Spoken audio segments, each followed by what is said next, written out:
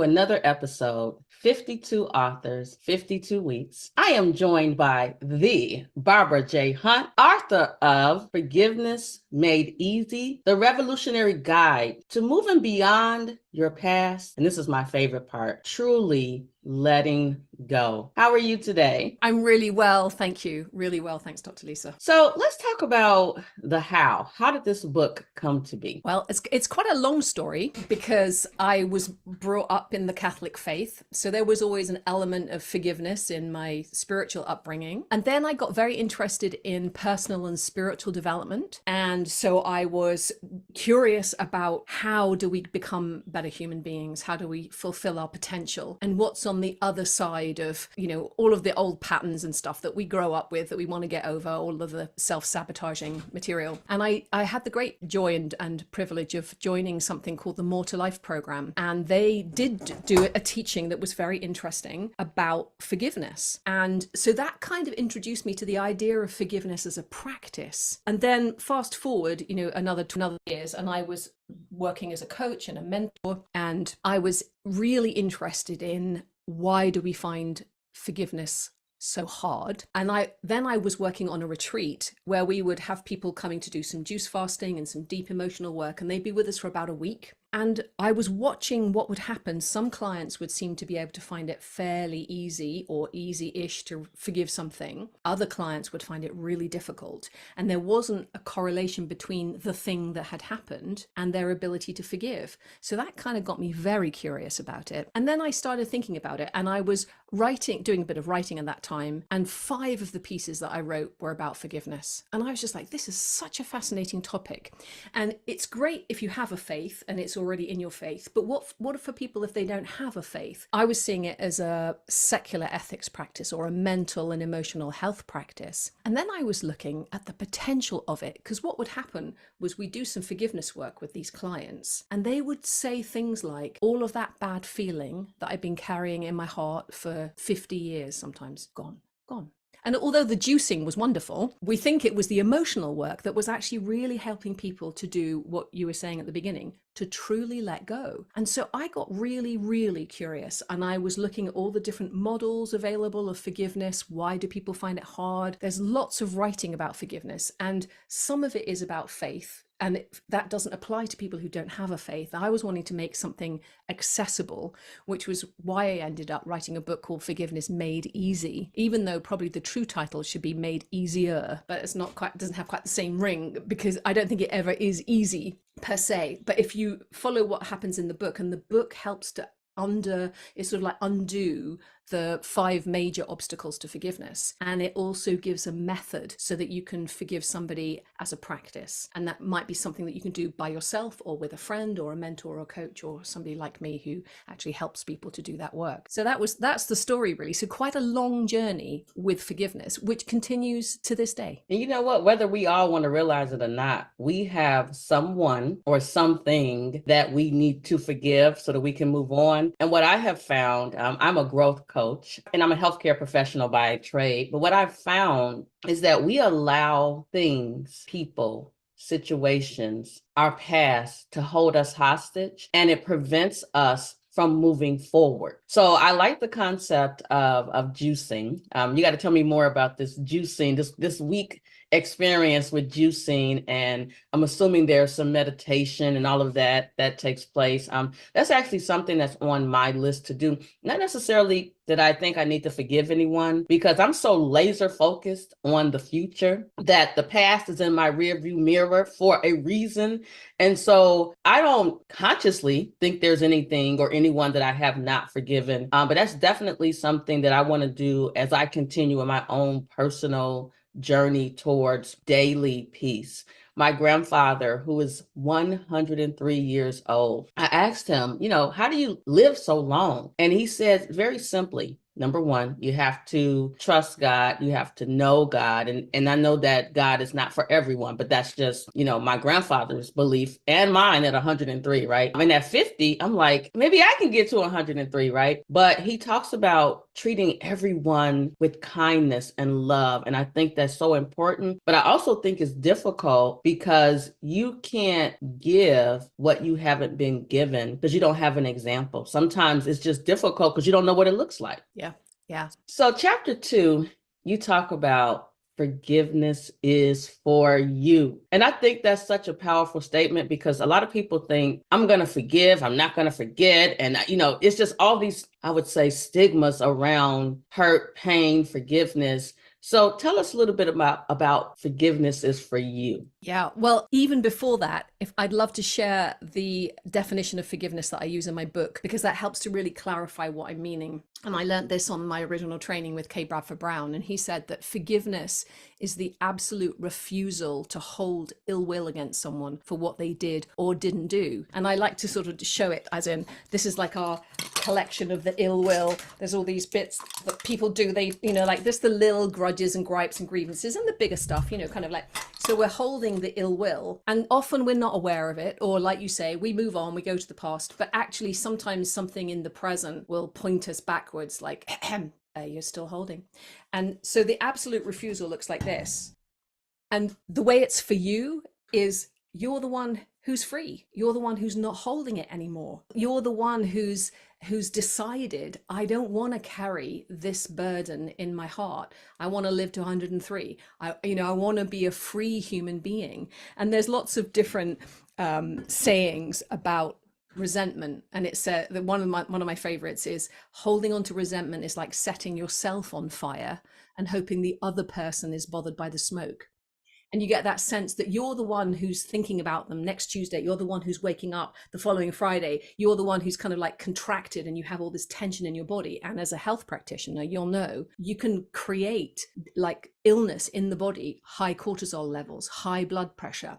And there have even been studies done about forgiveness and the impact on heart health and even the progression of melanoma, cancer of the skin. Amazing potential for us to do our inner work. And I really feel that we're a bit oblivious. We take our bins out, we put maybe we do our recycling, but and it gets collected and it takes off wherever it goes, but we don't do that with our hearts. And occasionally life sends us challenging circumstances where we're forced into getting support one way or the other, either through our spiritual lives or through our therapy, or physically sometimes we need the support of other people to help us work through things that have physically happened. But that's why I like thinking about forgiveness as a practice, as a mental health practice. Just like meditation is much more popular than it used to be. We expect we know we need to do a bit of exercise, but what about the heart?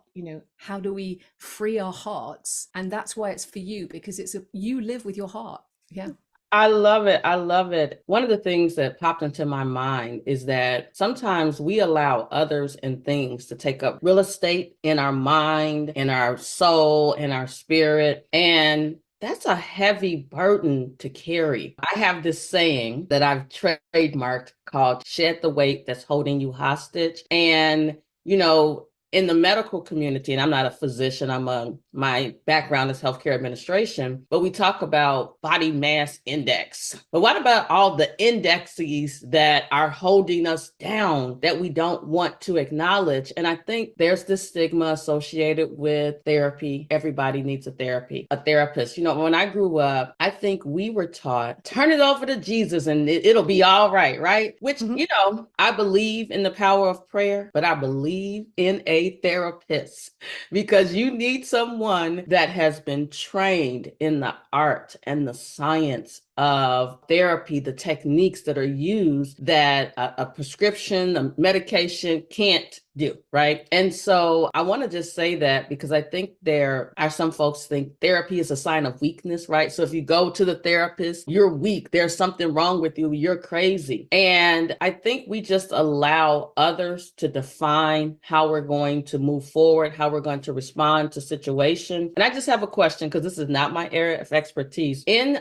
chapter 3, you talk about these cognitive biases, how does that impact how someone will move in the forgiveness space? Great question. Some of the cognitive biases are just, it's like that's a nice scientific way of saying you're lying to yourself or you're making up a story about something. So if something happens, you walk into a room and somebody you love turns their back on you, you're going to make it mean something. Like they're ignoring me, they're on their phone, I've annoyed them, like we have these, and the biases can not just be the story, but the biases are ways of thinking. So one of our cognitive biases that we have as human beings is we tend to think about the negative. We err towards that because if you think about our history, anthropologically, you don't want to be thinking, oh, it's probably just a stick and stand on it when it might be a snake. You're much better off and more likely to survive if you're thinking, oh, it's probably a snake, better be careful. So we have this tendency to over dramatize, which, we can see in all of our culture and our media. So there are particular ways that we think about things. And we do lie to ourselves about some things, if someone owes you money, you're more likely to round it up. But if you owe someone money, you're more likely to round it down. even simple things like that. And we also have, so if there's something that we think is true and right, we'll look for proof of it. So we have confirmation bias. So those are the kinds of things. And that happens in regard to the people that we need to forgive, because we'll justify, we'll add, well, they did that, but they also did that. And then that was that time when they did that as well. And so we're storing up the things that prove why I should be holding on to my resentment because they did that thing. So that's kind of how it works. I love it. So before we got on to do the recording, one of the things I mentioned to you was that I am so honored, blessed that I put out this call, right, for 52 authors, 52 weeks. And then I also mentioned to you that one of my goals is to perhaps reach and interview authors that are, let's just say, well-known in certain areas. And one of them is Ryan Holiday, who wrote the book, Ego is the Enemy. And so love the book. But in your book, chapter 5, you talk about ego. So what would you say to our listening, viewing audience as it relates to forgiveness and ego and how they can move forward? Yeah.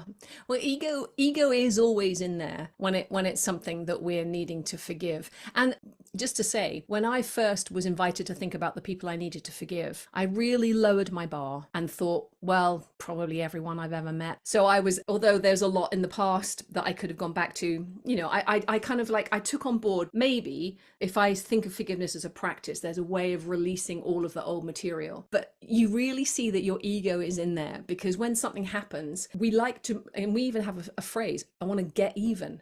Something happens, a bad thing, and we feel like we need to do something to make it even. And some of that is either we want the other person to apologize or to acknowledge what they've done, or we want to get back at them. We want them to feel like we felt. And it's really interesting. And if you think about it, just the way kids behave, you thump your brother thumps you, you thump him back, he thumps you. This is, what happens with wars. But then parents come in and go, enough, they separate you. But there's that sense of tit for tat. And choosing to forgive somebody is having that, but not then retaliating or seeking revenge or doing something back. And that is really hard. And that's why it's, if you have a faith, it is the master spiritual practice, because it's so hard, because everything in us is going, do it back to them so they know what it feels like. And so the ego is in there. The ego is the arbiter of well, where am I in any social situation? Am I an underdog here? Am I, we have different interpretations of where we fit in any group of people. And, whatever you say about, class or, income, or we have an inner kind of, sometimes we know that we're a worthy human being, but if we don't have all the apparent wealth of, that everybody else has in the Western world, then we think somehow that we're doing something wrong, or, so there is this weird sort of internal judging that we're doing all the time. And that's really where forgiveness, where resentment builds up, is wanting things to be different from the way they are. And what happens when we can't right the wrong and we choose to forgive, that is the most powerful act, because we're actually choosing to not get revenge or to take, have ill will against somebody. We're choosing just to hold our hearts open to the pain that happened. And the ego doesn't like to do that. It wants to have one-upmanship. So the resentment can feel like, oh, I've got power, I've got something, I've got a shield, I've got a story, I've got a list of all the things you did. You've got this sort of sense of you've got something when you've got your resentment. So when you put your resentment down, what you actually have is way more powerful and potent, which is your peace of mind and your freedom, because you're not hooked in. When somebody's done something, we're like Velcro, we hook on. Whereas if you choose to forgive, you're like Teflon. It's like, it doesn't matter what the other person's doing, you're just letting it go. And so the ego is very much in there. The games we play, we like the moral high ground, we like to be right, we like to justify. If that person did this, we can tell our friend, oh, you never guess what she did next. And there's a part of us that gets off on that sort of, and that's all our egoic behavior. That's not our true nature, which is to recognize, here is another human being who's not perfect, just like me. And, here we are trying to do the best we can, and everyone makes mistakes. Just one other thing to say about that is, one of the things that's very hard about forgiveness is if you feel like you need some kind of recognition of the misdemeanor, like somebody needs to tell you, I'm sorry for that. That makes it very hard if the other person has died or they're no longer in your life. Then you're just waiting for something to kind of meet that. I sort of take that into account in the way I process with people, but it's a really important point, is that you may be waiting forever for an apology. So you don't wait. That's the whole thing about doing forgiveness practice, is that you're not waiting. It's not dependent on whether or not the other person does anything. It's just you choosing. And it isn't easy. It's hard. Oh my gosh. So one thing I want to tell you publicly is, after reading your book, I had to forgive some people. And the people who I had to forgive are the people who told me, who tell me that I can't do something, because I've spent my entire life proving them wrong. And in fact, I use it as ammunition, like, oh, you tell me I can't do XYZ? Oh, no is not an acceptable answer for me. I am going to do the thing. But I realized that I need to forgive them, right? Was so focused on what they were telling me I could not do. And that's energy I could have used to doing the things that I was doing, right? So as I was reading, I was like, self, you have to have a conversation with yourself. I said, self, it's time to just focus on who you are here to serve. Don't worry about the people who said you couldn't do the things. You've proved them wrong. Okay. You've made your point. They probably don't even know that you were holding this against them. And I was like, literally writing it down. Barbara said in 1992, you're a single mother, special needs child, and you're never going to amount to anything, right? I'm like, okay, Barbara, I'm going to do it. Right. So I forgive those people. I forgive them so that I can continue to move forward. So I know we only have about 9 minutes left, but you got to tell us about the story of the sausage, right? Because you start the two tales of the sausage, because you start the chapters after chapter 1, you kind of start off with that at the beginning of each chapter. So now look, just tell us a little bit, because we want them to buy the book, Forgiveness Made Easy. We need you to buy the book, right? Because you need to read it so that you can begin your journey with forgiving others. But tell us about that. Two tales of the sausage. Yeah, tale of two sausages. Yeah, it is based on a true story that happened in my own household, and I broke it up and used it as an introduction to quite a few of the chapters, because I wanted to encourage people to keep reading. Also, because forgiveness is quite a deep subject, it can be quite heavy for people. And although I do have a good sense of humor, and I try to be light-hearted with it without being disrespectful or irreverent, or a little bit irreverent, but just because I want to make it human. Like, we all do hold resentments. It's not pretty when we look in our own hearts. Sometimes we've got old stuff stored there that's going off. It's a bit whiffy. We should have taken the bins out quite a long time ago, but it's still in there. No one's perfect. So I was trying to be a little bit lighthearted and appeal to our inner child, where you can see the ridiculousness of holding a resentment. And the story is of this family, and one Christmas dinner, the father, like, thinking that his daughter has finished what she's going to eat, but she's actually put the last two little sausages on her plate as her favorite thing, saving the best till last. He eats them, and then she literally does not forgive him. And this is a true story from my family household, where my sister, it wasn't me, it was my sister, would repeatedly bring that resentment up every single time we had dinner at Christmas from that moment on. And it became a family joke, like the whole sausage thing, like she never forgave my dad for it. And so I was using it as an example of the kinds of petty things, because often the stories of forgiveness that we hear are so powerful and so inspiring, but often they're not relatable, because, you know, some people have experienced grave abuses as children, sexual abuse, violence, you know, emotional abuse, mental abuse, or trauma, a parent dies, a sibling dies, you know, that kind of thing. And if you haven't had that experience yourself, you can't really relate. Well, you think, well, I don't probably need to forgive very much at all. You know, I didn't have that experience. And so there are these stories that are amazing. Nelson Mandela, you know, Martin Luther King, all these amazing leaders who forgave. The Dalai Lama, you know, refuses to hold any ill will against the Chinese who've exiled him. Amazing. But what about every day? You know, my husband won't, you know, put the lid back on the toothpaste, and my child is like really annoying, you know, teenager, or, you know, like the everyday thing. And so that's what I was trying to point to with the little grievance of the family, where this tiny weeny little incident that happened that literally got brought up every single Christmas dinner, every single Christmas, you know, and it was just to illustrate the fact that we can be like that, and that their resentments, you know, they are, you know, the little things that build up in between us. And sometimes when big things happen, like there's a death, you realize actually most of that, there's only this one thing really you know, maybe I didn't get seen, maybe I didn't get support I needed.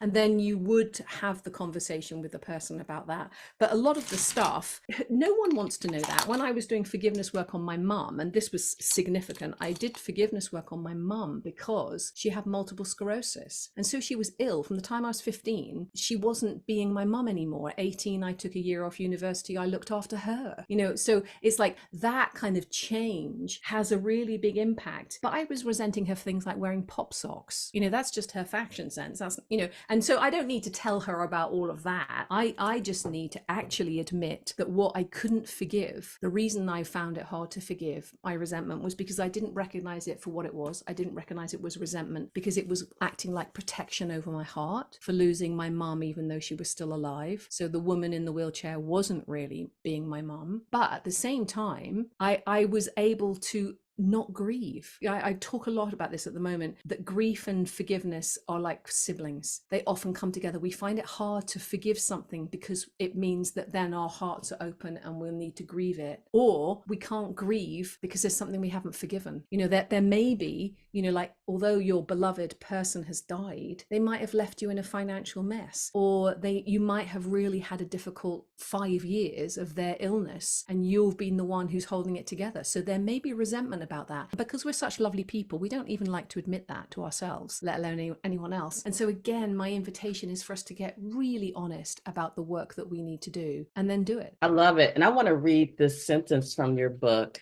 that really ties into what you've been saying. So you'll recognize this because it's your book, but it's so, so powerful because you've been talking about, you know, death, and you've been talking about illness, right? Dementia is one of those conditions that's very debilitating. It can really have an impact on the person who's experiencing the illness, but also the caregivers, the family members. So this is the quote: "One of the greatest motivations for forgiveness is knowing that it's you who will be the primary beneficiary when you do it. Forgiveness is for you." That's so powerful. And every time I read it, I really started to tear up a little bit because it's so, that one sentence is powerful. You will be the primary beneficiary. It takes it back to you. You're trying to resolve the thing for you. Yeah, you're the one who gets set free. And the good thing about that, it also means that when you get to your deathbed, that you are there with a free heart. You Mm. don't have any regrets. There's nothing on your mind. You're just kind of ready to meet your maker or whatever it is your beliefs are. But like it's just like you're feeling open and available. And to me, this is the important. It's for you because, like I said, it's your heart. And do you want your heart full of love or do you want it full of resentment? They're your choices, basically. And to to really choose to leave your resentment at the door is a very powerful act, and it frees you up. It is the weight, like you were saying about the weight in your heart. You're letting that go, and the potential of it is the other thing that I think is worth mentioning, because I'm passionate about the potential of forgiveness. Because if you imagine that every person around the world did their forgiveness work, then we would be living in a completely different world. Where would the wars be if everybody has forgiven everyone? And so the potential of it is just utterly mind-blowing. And some people have called me naive, but I don't care. I've forgiven them. But also, you then have to ask, so why don't we? So it must be that the resentment is so delicious and so addictive and so powerful that we cannot see why this is better. Oh, this is so heavy, but it's so powerful. And I think if you just take one step toward the forgiveness journey, Yep. the universe will meet you there and carry you on the journey. Yeah. And what's amazing is that when you do your forgiveness work, imagine you're in a dance and you're stuck. You do your forgiveness work. So something moves. Weirdly, the other person seems to change. And I can't tell you how many times I do forgiveness work with somebody and they come back to me like a week later and go, "You'll never guess what." And I say, "I probably will." And they say, "So and so contacted me," or "We had a much easier time," or "I bumped into my ex at a wedding and it was fine."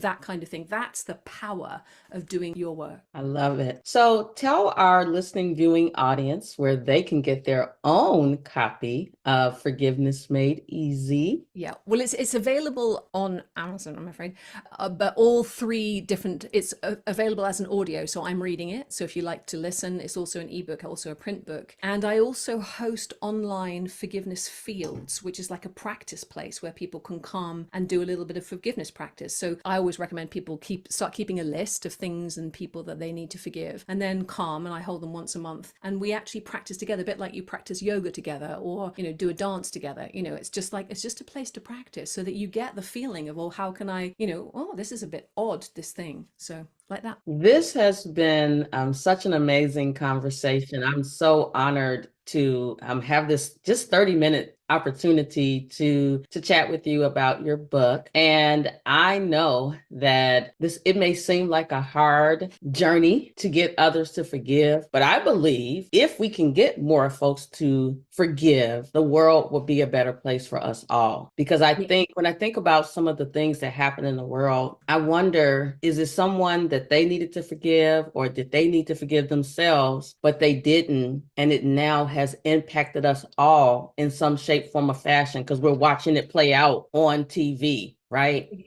Exactly. That is what happens when you don't let go of resentment. Exactly. The experience that we're having globally is we're watching people's resentment play out, and it's a choice. And that's the thing. Peace is a choice. And Archbishop Desmond Tutu said, "Without forgiveness, there really is no future." And I really believe that is true. I am absolutely on a mission to make forgiveness interesting, popular, accessible, doable, because I believe in the potential of it to utterly transform our relationship with each other, and therefore with, humanity could change. We could evolve in the ways that we need to evolve, where we start looking at us as one humanity. How do we make the world work for everyone? That has to be our big question. Not, am I okay? How do I make the world work for everyone? So the last thing that I'll say really is just, your forgiveness is an act of amnesty for humanity. Although it's you and you're the primary beneficiary, you are also adding to a forgiveness field, to the field that already exists. And that's why it's such a powerful practice. Wow. A year from now, we're going to have to figure out, have we moved the needle for forgiveness? What are we going to see play out on TV? That we'll wait and see, right? Yeah.